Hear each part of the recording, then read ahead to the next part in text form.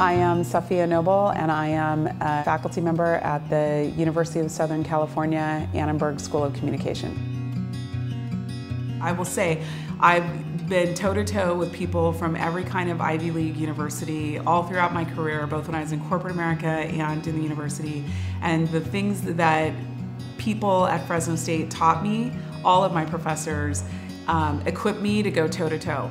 In fact, I was shocked that there were things I knew that they didn't know. So, you know, people should not sleep on Fresno State. It was an amazing place, and I got a tremendous education out of it.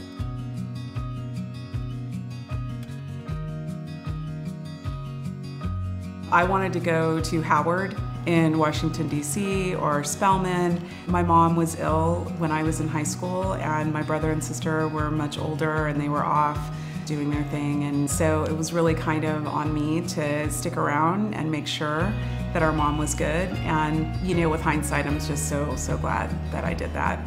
And I definitely felt like going to Fresno State, I just decided, well, I'm just gonna blow it out and try to experience as much as I can since I'm staying home.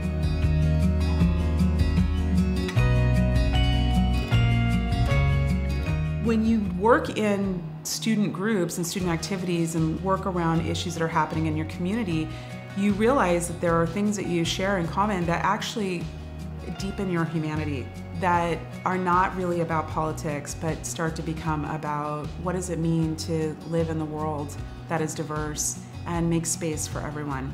You know, when I was a student body president, it was like the fraternities and sororities were a voting bloc in student government. And I mean, if I opened my mouth, they would shut it down every single time.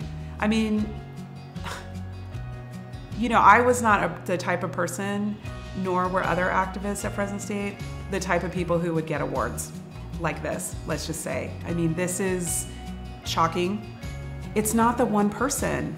It was like hundreds of people every day doing things to talk about a better world that we could or should live in, and that's always met with resistance. Today, just like it was before.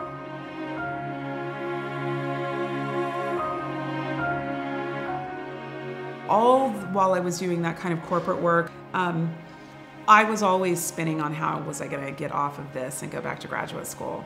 And I have to say that it was meeting my husband.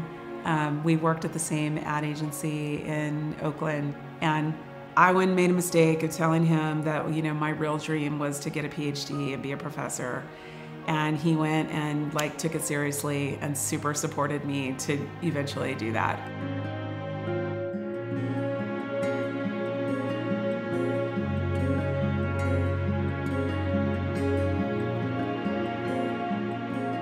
I feel every day that I am living my dream. And it's really not so much about being a professor as much as it is the interplay of having a family that I love very, very much. I wanted a lifestyle where I could be a writer, I could just take my laptop and go somewhere and write, and where I could try to share a couple things that I think are important to know from research with my students.